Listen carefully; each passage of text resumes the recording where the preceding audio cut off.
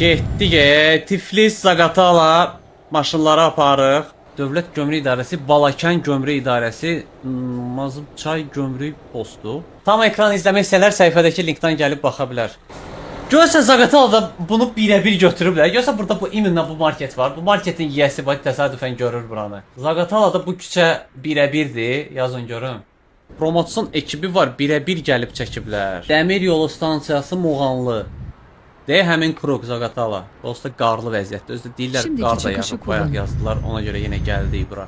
Onda bunları da birə-bir gətirib götürüblər də. Bax təsəvvür elə bu evin yiyəsi indi ki öz evin qabağında oyunda saxlaya bilir. İlk çıkışı kullanın.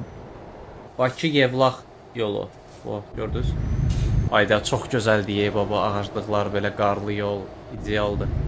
Mən Bakıda ömür boyu yaşamışam deyə qar üzünə həsrətəm də. 15 ildə bir qar görmüşəm.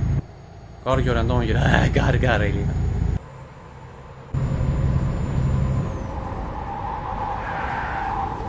Rota tekrar size yeni bir sorun değil. Yeni rota aranıyor. Şəkiyə hoş gəlmisiniz. Bakı Yevlax 60 kilometr qalır Yevlaxa. Nə oldu ala? Qaldın arxada.